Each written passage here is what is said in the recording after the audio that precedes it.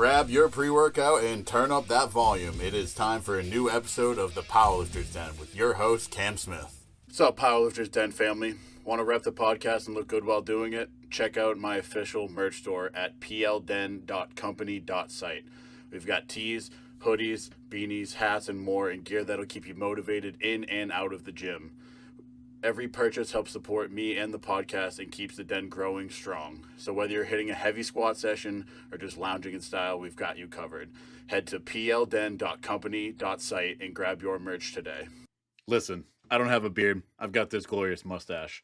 But even this stash deserves elite care. That's where Wicked Wolf Beard Co. comes into play. Their oils and balms keep the face fuzz fresh, soft, and ready for action. No crusty cowboy nonsense here. It smells great, feels great, and makes me look more like I lift heavy things.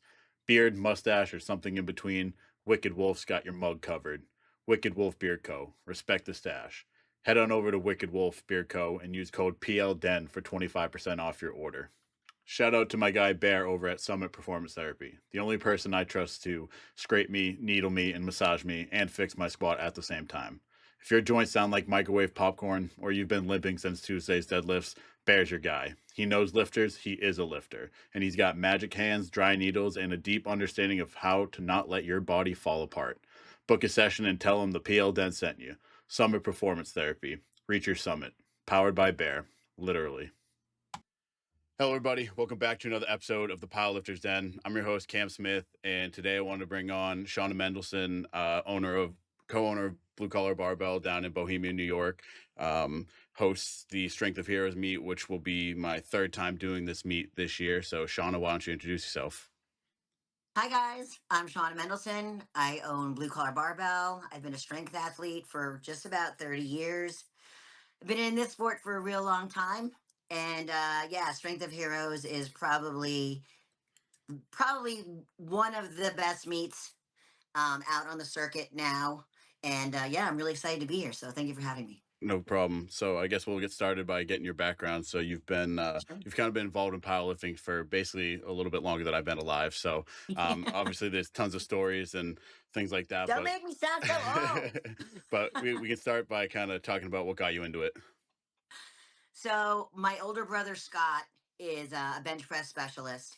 And when he started getting into the sport, his wife actually said to me, Shawna, you need to try this. And at that point, I was in my first career, which I used to work in the garment industry. So I went to FIT for my undergrad, and I worked in the garment district for like 9 years. And so at the time, I had recently graduated. I started my first job, and I was like, I don't know. I got to find a gym. I don't know. I was like very reluctant. And then I had gone to my first Arnold. And when I went to my first Arnold, I met a group of guys who worked out at a gym called Iron Island Gym. And Iron Island Gym was like the mecca for powerlifting and strength sports on the East Coast. This is going back in the day. And so I met some guys that trained out of there. And one of them was like, just come down for a test day.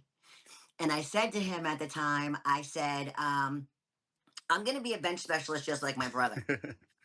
Because I had a knee injury because I used to be a gymnast and then I played ice hockey. Mm-hmm. And so my knee got like wonked out. I'm like, I don't think I can squat. I have a bad knee, blah, blah, blah. He's like, just come down for a test day. So I went and that was it. I was completely hooked. Yeah. And so I guess kind of touch it back a little bit. You said you went to school for garment industry. How come, have you ever considered maybe getting into like making equipment or something like that? Of like, how come you didn't, with the world you're in, how come you didn't kind of involve the two? So it's funny that you said that.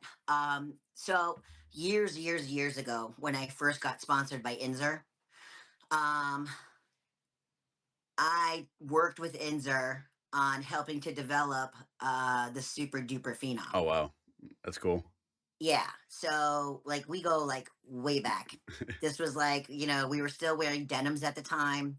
And the Phenom, as far as the look of it, that's how denims at the end of the denim world. That's how they looked. They all had the chunky collar, and we made it scooped, and then we made radical sleeves, and then we started grid stitch, Yeah. and then John came out with like some like hybrid kind of stuff, which was like denim with like poly and whatever. And then we were like, we should just go like let's find some fucking crazy sick fabric Yeah. and let's yeah. And so that's really like how the super duper phenom came about because we were trying out all these different things. Yeah, and with the SDP, it's something that it's kind of, I guess, stood the test of time. Like a lot of the shirts that come out today, there's always just like everyone seems to go back to their SDP by the end of their prep and stuff. So, what are some of the things that make that SDP such a good shirt? So there are a few things. One is the cut. So I was always lucky to have like super customized super duper phenoms. Like all of my super duper phenoms were specifically made for me Hmm. from John. And so, I mean, that shirt's like my old reliable. Like I could put that shirt on and it just seats right. It hits my tricep exactly where it should. And the material, it's stretchy, but it's not like super stretched that you have so much spandex in it. Hmm. So it gives you so much pop. It's not like other manufacturers where, you know, it's so hard to pull down and you're like pulling, pulling, pulling. And then finally, like it'll give you like some pop. But then, like, right when you get to like not even mid range, like a 1.5 board, there's like nothing. Yeah. The Super Duper Phenom will help give you that carry through, you know? Yeah. And So as far as like it's the different colors of the materials, I know there's like some people prefer the black, some people prefer the red and then the blue. Like what's the kind of the breakdown of that?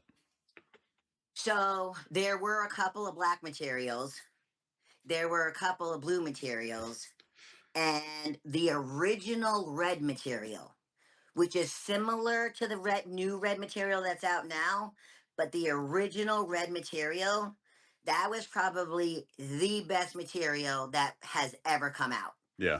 And I actually have a shirt from that material that like is like fits like a 181er Yeah. that George Halbert wore. That yeah. So but that's a whole nother story. But anyway, so um so yeah, so the original black super duper phenom, like first generation, that is similar to the original red. Then there came out with like the secondary, like generation two black, which was around, I want to say like the last like 7, 5 to 7 years. And that material was like funky because it was much more rigid and a lot of people didn't like it. And collars were just like blowing up because it didn't have like enough stretch or enough pop. It Yeah. was just like right. Yep. So they got rid of that black material and then they came out with the blue. Now there was like the darker blue, and then they had like this royally brighter blue. Yeah. The royally brighter blue is not as good as the darker blue. Okay. The Yeah. darkerish blue is way better. Yeah, and I know some people like to call it purple, and like with purple being my favorite color, I'm like, it's not purple, it's still It's not blue. you're right. It's not purple, but it is closer to that. So if they identify it with that, that color shirt is way better than the brightish whatever blue Yeah, and then that you kind want to of call 'em. going back to the early days at the other gym is from when you first started training there, like how long did it take to get you onto the platform?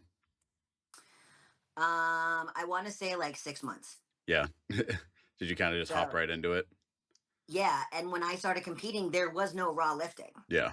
Like raw lifting was like dead at that point. Hmm. I mean, it had ended like I want to say 1998. So that's when people started wearing gear and the horrible shirts that you had to pull over your head and everything was closed back and when I that's how it was back then. It was horrible. Yeah. And I think that's one of the cool things with the equipped lifting is just how the gear is adapted over the years and how people have been able to adapt to them and just be able to add to the totem pole and bring up the numbers to just insane amounts. Yeah, it's wild. I mean, like from when I first started, when I first started, there was only like 6 women in the like at the elite level. Yeah. Now you have girls that are squatting like 900 pounds. We had Becca, so I competed with Becca, Hmm. and Jill Mills and Shannon Hartnett and Cara Bohegan, and so those were like my girls coming up in the sport. And then like 7 years later, like Laura started coming onto the circuit. Um, and then slowly but surely it started growing. But in the beginning, there were not a lot of like elite level women. There were women who could compete at like local, like state meets, but they weren't going to nationals or worlds. Yeah. So how have you seen the perception of women in like equipped lifting kind of changed since you started? It's made a big change actually because when I first started, obviously everything was equipped, Hmm. and then like a few years later, I want to say what, like mid 2000s, I guess. That's when CrossFit came something, Hmm. right? And so with the influx of CrossFit, a lot of women started entering into powerlifting, but they were mostly raw, Yeah. you know? And if people wore gear, we were like the devil. We were like hated. Yeah. Like, how could you wear gear? It's doing all the work for you. Okay. And then some of us geared lifters went and did some raw stuff and smashed like 80% of those chicks, Yeah. right? Because like in reality, strong is strong, Hmm. right? And if you train properly with the right principles, you're going to be strong regardless, Yeah. And right? kind of my perspective on it was, I mean, like I did this Strength of Heroes last year was my first multiply meet, and then I did a raw Yeah. meet in January and I added like 100 pounds to my raw total. Like I always say, like, just being under that weight, like you could probably go 6 weeks of literally just doing static holds with like 120% and you would get stronger. It's kind of the same idea. Yeah, exactly. You're just your leverages and your body just needs to adapt just to that weight, Yeah. you know? Go ahead. And like you said, like one of the biggest myths or misconceptions is kind of the gear does all the work, and I feel that a lot of like the multiply guests and stuff kind of say that, so I like to kind of get everyone's take on um how you respond to that statement. I always say, get under the weight that I'm doing and you tell me if the shirt does all the work or if my squat suit's doing all the work. Yeah. Because most people, first of all, they can't even stand up with the weight that we're doing or hold the weight that we're doing to start, Hmm. right? So if you're telling me that just to even start once I get a handoff, that I'm able to do that because my shirt is engaging, you know, you have another thing coming. Yeah, and I and the prime example that I love to use is like it's comparing like high jump to pole vault. Like I can't Right. just grab a pole and jump 15 feet. Like you have to be good at it. And I remember Connor Boyle says this best. It's like equipped lifting is a skill sport with a strength aspect, and it's something that people in the raw world often overlook. And that's why it's like if you look at top 10%, even in the raw world, like they either have experience in gear, they're either training partners with the gear, or they appreciate it. Absolutely. We've always said for years, it's a completely different sport. Yeah, It's like Formula One against like Daytona 500. exactly. You know what I mean? So if you look at it from that perspective and that aspect, maybe you'll get a better grasp of the why, Hmm. right? Because that's the whole big question. But why?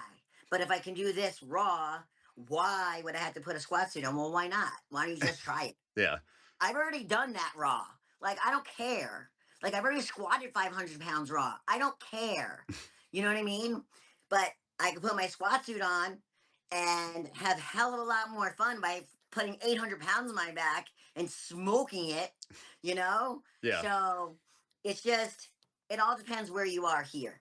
yeah, 100%. And like my after my meet in what was it, April, May? I don't even know at this point. But my grandma was like, "Oh, so like, what are you doing now?" I'm like, "I'm gonna keep going." She's like, "Why?" I'm like, "Because it's fun. Like I Yeah, just want to have fun. There's no like like higher up goal. That's just like we're in this for fun. Geared lifting is fun, and that's just kind of what it is."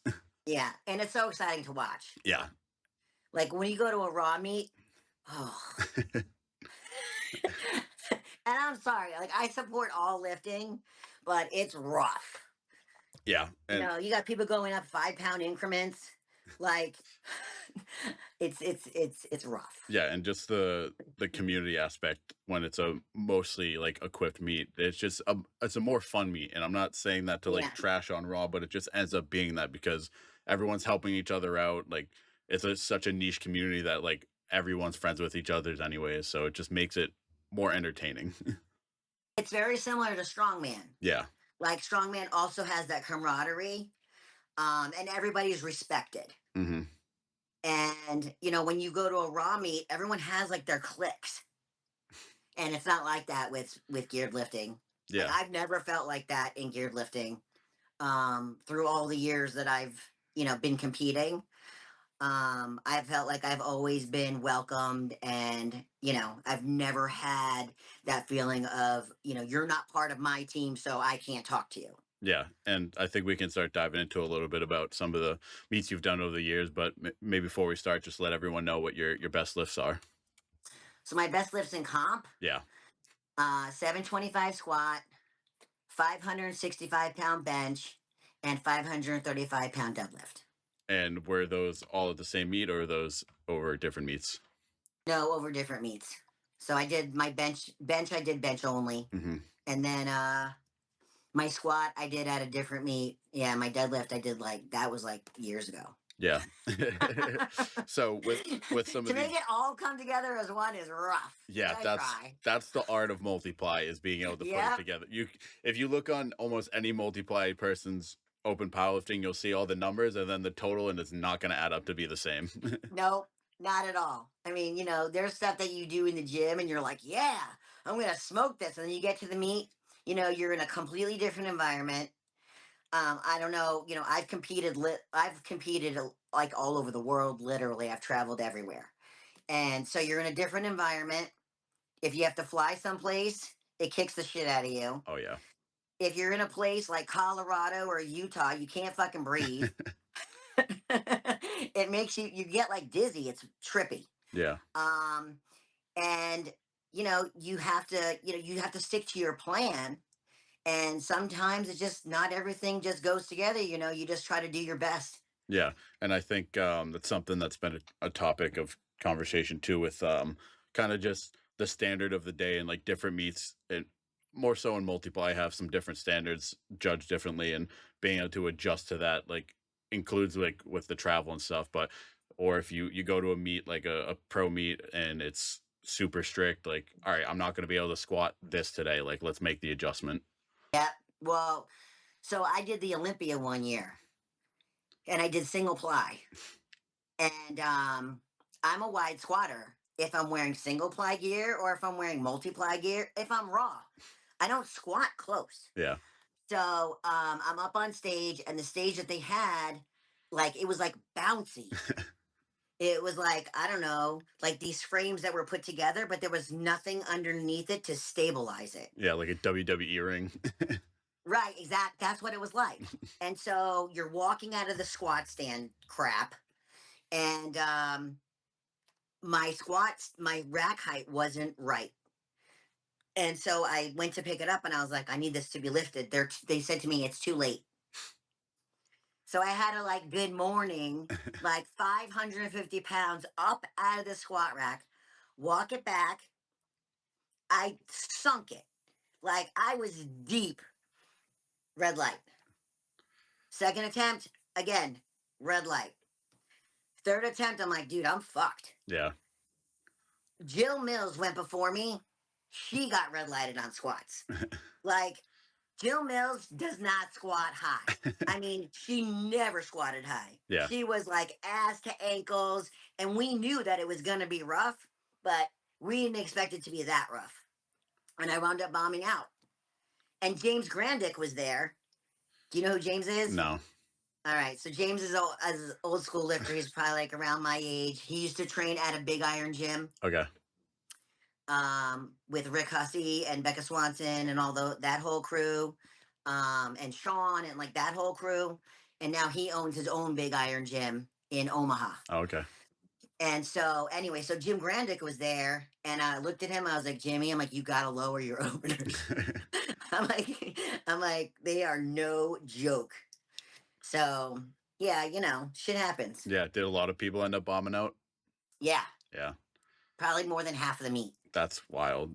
And Yeah, that kind of brings up the discussion too, like I said, obviously people judge differently. There's certain judges that let things fly. There's certain judges that are super strict. But kind of for meat integrity, this is kind of something that is an interesting topic, and it can go both ways. Of like, say everyone's starting to bomb out. Like, at what point do you maybe make an adjustment and lighten up just to keep the meat alive? Like, is it something that a meat director might have a discussion with the judges? So I kind of wanted to hear your take on that. definitely. Um, I've competed so many times in so many different places, and there was a meet that we did in Utah, and all the judges were used to judging raw Yeah, lifters, right? And then we come in there, and we're all wearing gear, and I mean, everybody was getting red lights, like bad. I mean, like we were sinking, like there, we couldn't go any lower. yeah, Like it just wasn't happening. And then this was in the APF, and there was a WPC judge who was actually competing. And he went up to the judges and he was like, look, he's like, I don't know what you guys are looking at. He's like, he was also in the sport for a real long time. APF judge, WPC judge. He says, you're calling people. He goes, there's no way anybody's ever going to be able to get down there. He goes, if you want this meet to be successful, you need to just lighten it up just a little bit. He's like, I'm not asking for gifts. He goes, what I'm asking for you is to follow the rules, yeah, of your hip crease breaking your kneecap. That's all I'm asking. He's like, there's no reason for the lifters to go 3 inches below parallel. He says it's just not going to happen. And then I wound up having to call Gary Frank, the vice president. And I was like, it went off a little bit on his voicemail. and then yeah, they lightened it up just a bit, but it's unnecessary. yeah. Just follow the rules, stay consistent. Consistency is the key too. Right. Like I mean, I did another meet in Chicago, and there was like this one judge. I mean, we watched it back. We watched the meet back. And this one judge, she gave like over 187 reds. Oh wow. Like, I don't think she gave one person a white light. Like, not one. And it's just like, come on. It's like, what are you looking at that the other two judges don't see? Yeah, Like, you know what I mean? So there comes to a point where it's okay to be strict, and it's okay, not to want to give gifts, because, nobody really wants a gift. exactly. It's not like we're training because, oh, that guy's going to let me pass. No, you know, but exactly as what I just said, stay consistent and follow the rules. Yeah, and especially when it's especially if it's like a local meet too, where it's like no one's going for these insane numbers or Yeah. any world records. Where obviously all lifts should be judged to the same standard, but let's be real, if it's a world record, like it's going to be seen more, it's going to be judged more strict. So I think Yeah. that's a whole different playing field. Yeah. No, I think so too. But I also think that lifters coming into a meet need to understand that you have to break parallel. Yeah, Like, that's the bottom line.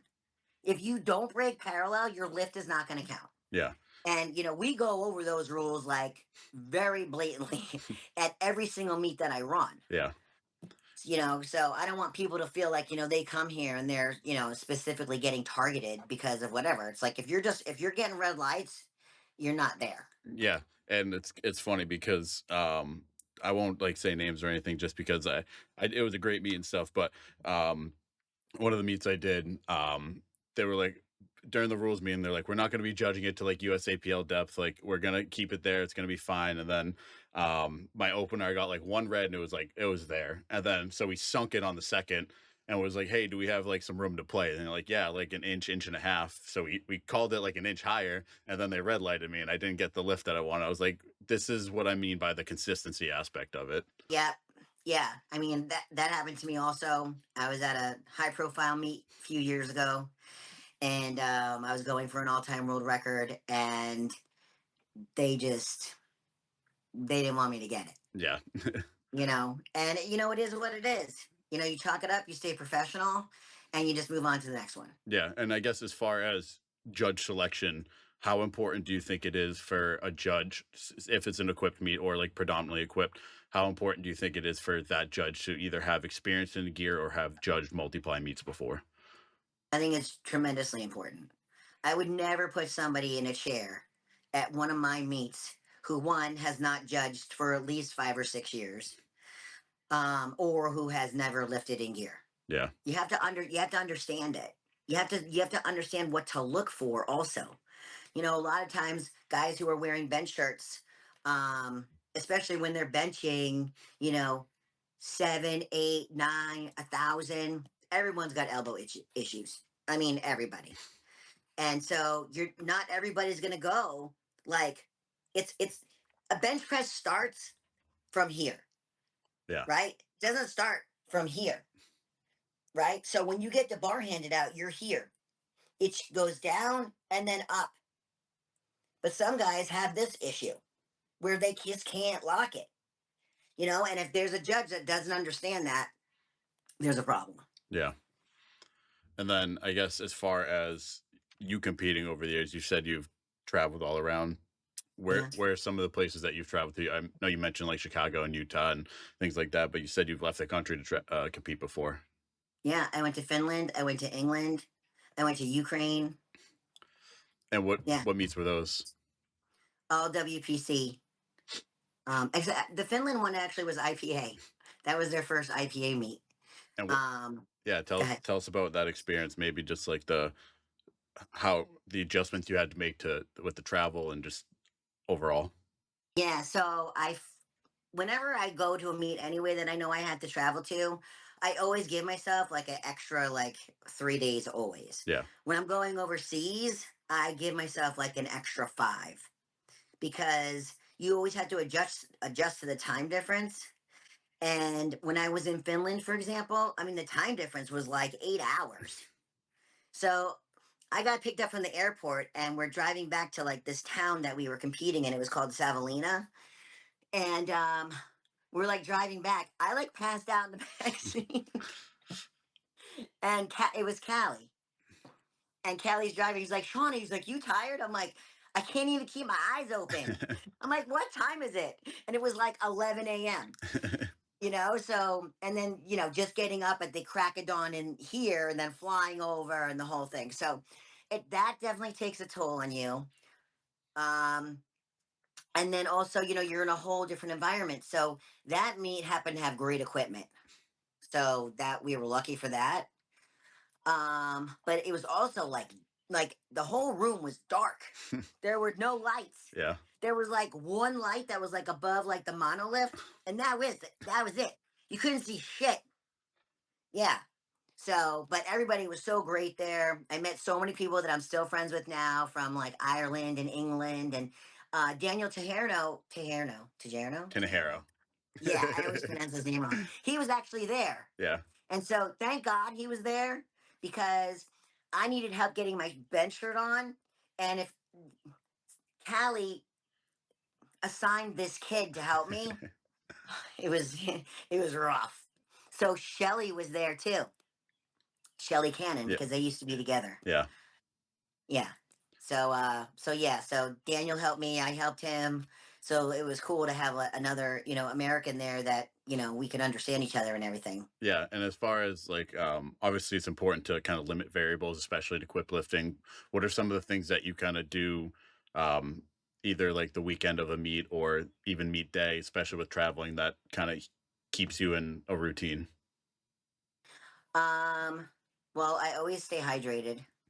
I don't change the way I eat, Yep, like at all. Like meat day, I'm not like a big meat day eater me either. person. Yeah, I can't. I'm that's not interested. yeah, I might just have like egg whites in the morning, and then that's it. It carries me over.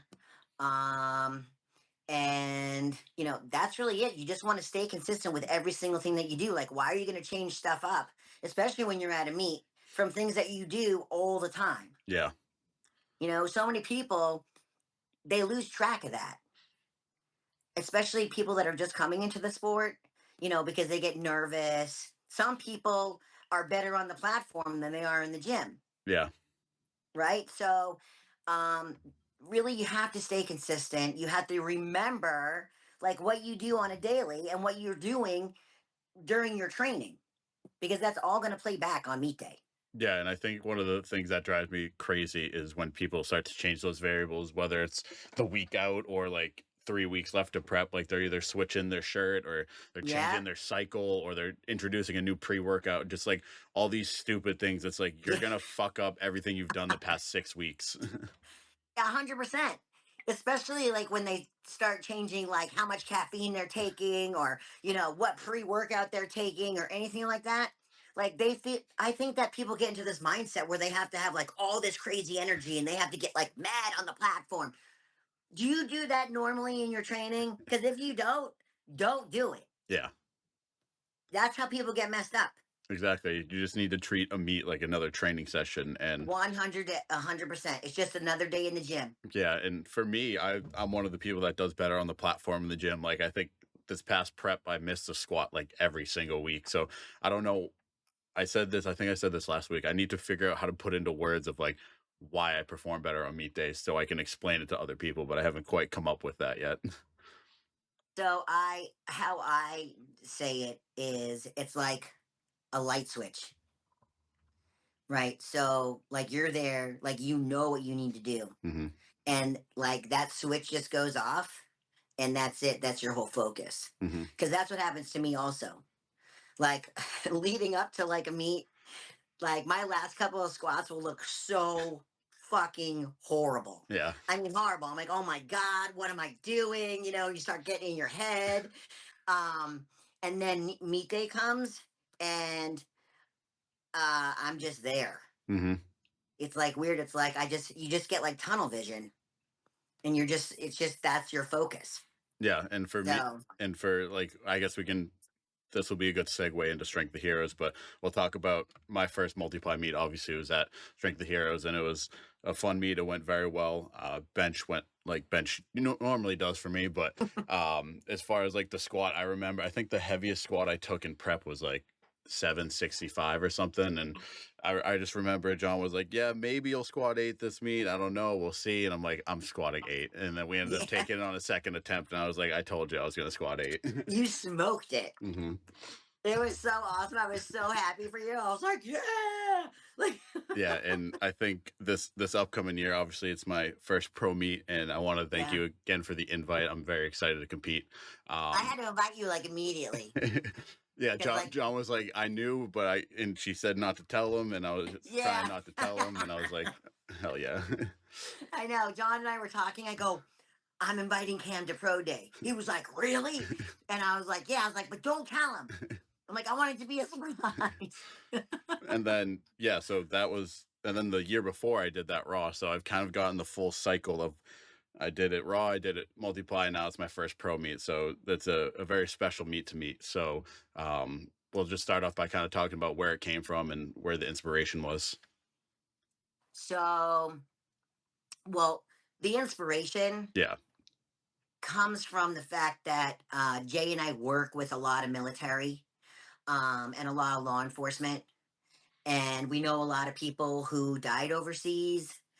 Um, and of course, obviously, we're in New York. yeah, So, 9/11 is so prevalent to us, and we know people who passed. I'm sure most people know people who passed or know of people who passed. And so we were actually up at a Hellbent meet, and Chris and I were talking, and it was like right around it was around 9/11 ish, kind of. And I was like, we should do like a pro meet. And I was like, 9/11. And Chris was like, we should do a 9/11 meet. And then he was like, well, why don't all three of us do it? So it was Blue Collar Barbell, Hellbent, and BCB training systems. hmm, And so we created it, and I ran with it and did everything for it. And that was our first meet. And then it just grew. Everybody had such a great time, and they hadn't been to a meet like ours before. We do a lot of different things that a lot of meet promoters don't do. and now they're actually starting to do, which is really cool. Um, and we try to make it really special. All of my meets, not only just Strength of Heroes, but especially Strength of Heroes, it's all about the lifter. Hmm. Um, Anybody who comes and competes, if you're a first responder, I don't charge them. Hmm. It's all about raising money for the charities that we raise money for. And every single penny that comes in through anybody who's registering, everything goes right back into the meet. And we make it special. We don't rush. If people need a little extra time, we give you a little extra time. We make sure everybody's comfortable. We make sure everybody's happy. If there's an issue, like I'm all over the place. I'm like, you'll see me behind the monolift. You'll see me on the side talking to a judge. You'll see me at the front table. Like you'll see me because I need to make sure that this is all running like a well-oiled machine Yeah. and that people are happy and that we're raising money for the cause that we're raising money for. Yeah. So, what are some of the things that you think has made this meet so successful over the past 5 years? Right? It's 5 years. Yeah. Trip. Um, I think that the quality of people that we have, I think that my judges, I think my platform crew, um, I think the reasoning behind it, that it's so important to give back to people that are in need. And it's so important to, do something that's like gratifying, not only for a number, but for like a purpose. Yeah. And then, w- what's better than lifting with your friends? Exactly. The food's not so bad, the entertainment's not so bad. So it's cool. Yeah. And so, I guess over the years, what are maybe some of your favorite moments from the meets? Oh my gosh. Um, there are so many. Yeah. I think just in general, from the start of the meet, like when I'm doing the whole, rules briefing and whatever, and I just see everybody's faces, and we've got like literally like the best people who walk the face of the planet, like on our platform Yeah. and in our back room, and everyone is just so psyched to be here, and the energy. I think that coming off is probably my first favorite moment, and then seeing the highlights, Leah coming in and squatting, whatever, 850 at the time. Chris Delafar pulling like old time, world record deadlifts. And then you even see smaller guys like hitting like all time PRs, and just everybody, the camaraderie, the energy. There's nothing like it. Hmm. And even the people that just come to watch, all the spectators, I mean, seeing the looks on their faces when they see somebody squatting like 7, 8, 9, they don't see that. You don't see that in a regular gym, Yeah. So it's just something that's so special and it's so dear to my heart. And I hope that we can just, run this for as long as I'm able to. Yeah, and I guess I'll share some of my favorite moments. So from the first year, I remember your brother was on the emceeing, and I was wearing the Hulk singlet, and I just remember him just yelling Hulk smash like every time I went to go lift, and that was just so funny to me, especially with someone like Scott that I kind of looked up to in the early stages of my powerlifting career. So it was kind of cool to have that moment be there. Yeah, it's also cool that like when Scott and I get to do stuff together, because he lives in California and I'm Yeah, here in New York. And it's a little bit of history. We're the only brother sister team to simultaneously hold all time world records and compete on the same platform. that's cool. Yeah, so that's kind of cool. Yeah. You don't have a lot of brother sister teams who are both at that pro elite level who do the same stuff and have a great time doing it. So it's cool. Yeah, and I think this year's Strength of Heroes would be really exciting because it seems, from what I've seen, the level of competition at this one seems to be just insane. I think in just the 275 weight class alone, I could, It's even gonna if I be. total 2400, like I'm still gonna get last, which is insane. The roster, I'm gonna post the roster like in the next couple of weeks.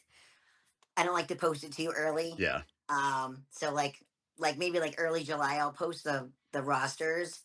But yeah, this year we've got some heavy hitters. I think that we're gonna have maybe a couple of people going for that 3,000 pound mark. So, Yeah.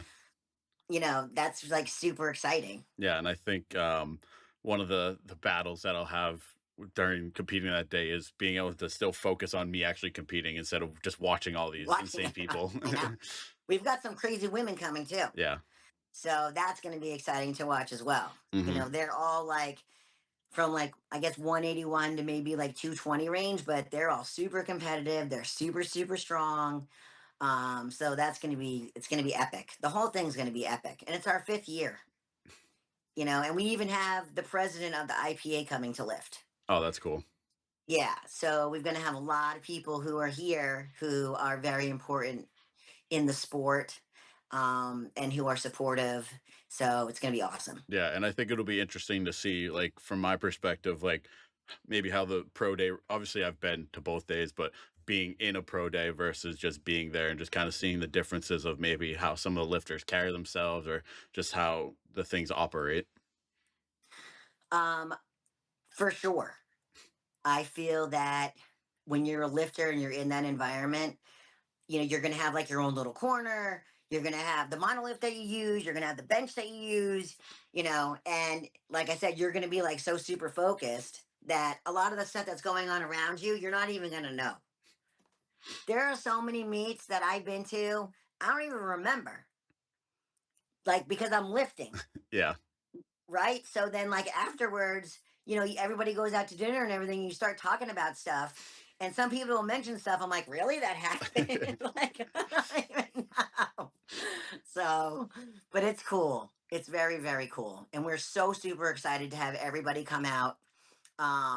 It's gonna be a nice couple of days. D- We've got a full roster. We've yeah, got 31 people for Pro D that's awesome. and 25 for Amateur Day. Yeah, and I'm excited to see how it goes. I have some pretty big goals, and I think Skiba has some even bigger goals than what I have. So, We'll see how it goes. It's going to be great. yeah. And then I guess as far as you competing, I know you're kind of looking forward to getting on the platform again. I don't know if you want to share the meet you have planned or what the kind of plan for that is. So, my last full meet that I did was in 2020, and I came up short on my total because I was being dumb. And so, I definitely just want to hit like an over 1,700 pound total, and then maybe I'll retire my vans at that point. Um, I'm looking to possibly compete towards the end of the year. I haven't chosen a meet yet. I'm also getting my blood work done and everything next month, so I just kind of like want to make sure like I'm good. Yeah, And then as soon as I get that approval, then I'm ready. Like I'm already training, like I'm gonna compete anyway. So yeah, so I feel really good. I'm really super light right now. I'm only like 160 pounds, and I normally compete at like 177, 178, something like that.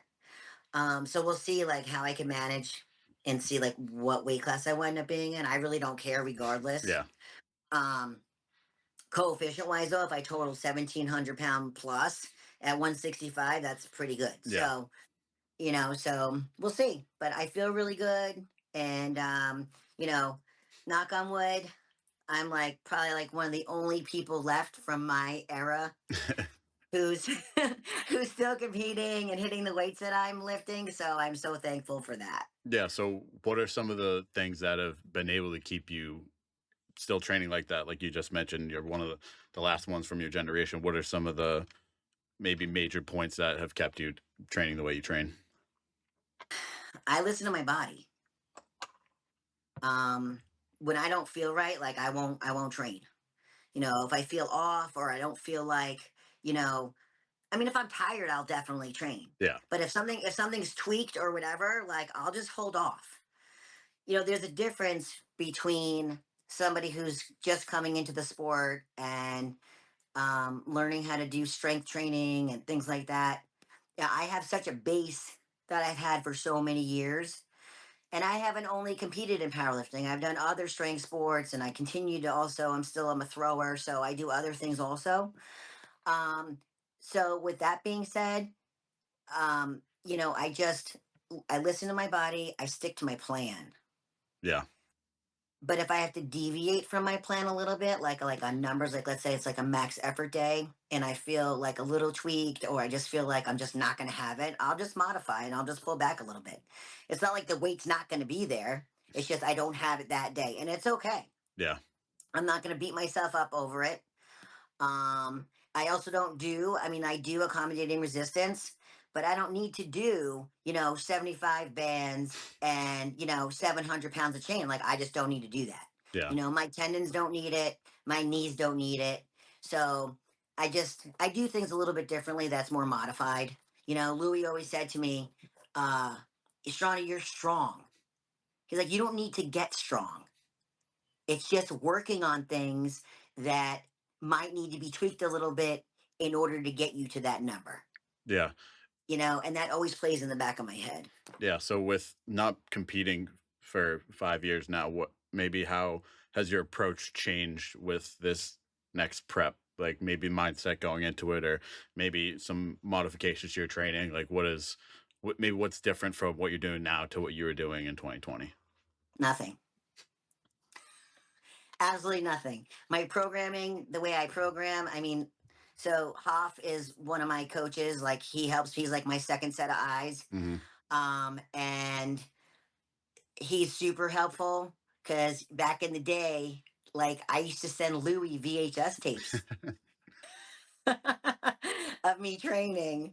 And then he would call me on the phone and he'd be like, Shawnna, blah, blah, blah, blah. So he's been super instrumental. Donnie Thompson helps me a lot also. It's not like I need help. I don't need coaching, Yeah. you know, but having that expert eye just watching me and, seeing what I'm not seeing, even though I'm super, super visual, I'm not perfect. And I feel like in order to be better, no matter what kind of athlete you are, you need to have a coach. Yeah, I fully agree. I think that's something that, like, everyone's coach has a coach, and like you said, world record holders, they have coaches. Like they know how to lift. They know they could write their own program if they needed to. But that second set of eyes is crucial, even if it's not necessarily a coach, but even a training partner. Yeah. Yeah. Like the guys on my team are awesome, but they don't see what I see. And so I can't always rely on them to tell me, hey, turn your toe out, or hey, sit back more, or, whatever the case may be, tighten up your legs, or, whatever it is. So although I can look back on my videos and see it, it just makes my life easier, especially when I'm in prep. I don't have to think that much, Yeah. The you la- know? Yeah, here it is. Take a look. Tell me what you think. And then we'll go over what adjustments I need to make. yeah, and I think one of the keys to powerlifting is the less you think, the better your total is going to be. A lot of it comes down to listening Yeah. because you can't see yourself. You're not like a bodybuilder standing in the mirror doing bicep curls, seeing if you like, your bicep is, contracting or not. Um, so I always tell the people who I coach, stop thinking. You can't see yourself. Your mind is going. And when you mess up, you're messing up because you're not listening to the cues. You're not listening to what I'm saying. Yeah. So just slow down, shut off your brain, open up your ears. Yeah, and I mean, in equip squats too. Like, not only can you not see yourself, you can't see anything half the time. No, because of all the pressure. Yeah, Like sometimes you feel like your head's going to blow off. yeah. I guess kind of going on that, is that something like with your full kit squat? Are you someone that can handle pressure very well? Are you someone that goes really tight on the straps? Are you kind of like an in between, or? Nope. My shit is loose. The only time I go like a little bit tighter is probably like on my third attempt, but my opener, like my straps can like fall off. Yeah, Yeah, like I don't like super super tight gear. Like I can get my squat suit on, no problem. Off sometimes a little hard because by that time like my legs are all pumped up and it's hard to get it off. But I also wear an OG suit. I don't wear a string suit. yeah, So it's like a little bit different, but yeah, no, I don't wear any, like even my knee wraps are not like cast wraps or anything like that. Like I don't like that. It's too much. yeah. I'm the exact opposite. I like everything cranked. I can handle pressure. Like I said to some, I think it was, I asked Bear, I was like, could we take straps from another LUP and double it up and make it twice the amount of pressure? Because for me, it activates like a fight or flight, and I do better. When you feel right, I think it just makes you feel more secure. Yeah. Me, I feel like I'm claustrophobic, and I'm like, I can't breathe, you know. So yeah, everybody's different. Yeah, and you mentioned that you use the OG suit, and so I Mhm. know that is obviously a more custom fit suit. What's your kind of window of where like it fits perfectly, or where it starts to get too loose or it's too tight? Definitely, right now, my body weight right now is like way too loose. Yeah, I have to be like at the like 175 range, and then I'm good. Anything like above like 178, like once I hit, like if I get up into the 180, well, I'm never that heavy. yeah, That's like too heavy for me. I feel like I'm like 300 pounds walking around. It's miserable. So like usually like 175, 177 max is good, because then all of a sudden my legs start turning purple and it's just not good. And I can't sit back. It's like too much. So it's important for me to watch my weight. I'm not comfortable being heavy. yeah, I'm not comfortable being this big, huge girl. It's just not me. That's never been me.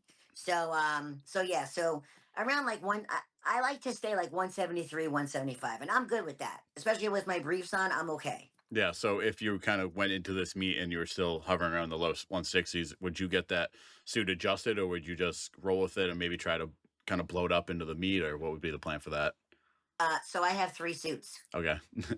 and they're all the same exact pattern. They were all made in 2004. They all have my name in it, and it's for different weights because I fluctuate. So I always have an extra. I always have an extra suit. I always have an extra shirt, and I always keep it 3 pairs, an extra 3 pairs of knee wraps rolled. Yeah. Always, always. Gear bag. My gear bag is stacked. But I've had people steal shit from my bag. Yeah. Yeah, which is not cool. Yeah. And I think that like it's what do they say? Preparing to, or failing to prepare is preparing to fail. Like that's kind of, especially Yeah. in part, like you don't know what could go wrong with your gear the day of. Maybe it got soaked in the car, or maybe something caught on a zipper and ripped the stitch. Like you got to have extra stuff. Yeah, or if you're traveling, if your gear bag doesn't show up, you're screwed. Like when I travel, I always keep a shirt and a suit on me. Yeah. Like in my in my personal, like in my backpack, always. Just walking through the airport with a squat suit Just on. yeah. And I keep my belt. I wear no, Yeah. yeah, I wear it with it on. Yeah, no, it's in my backpack. But and my belt's always around my waist because it's weighs too much to put in my bag. Yeah.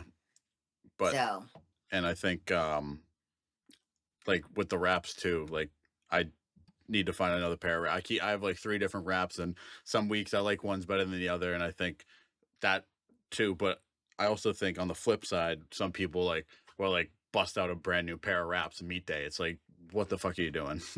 yeah, never do that. Wear the wraps that you're wearing in training.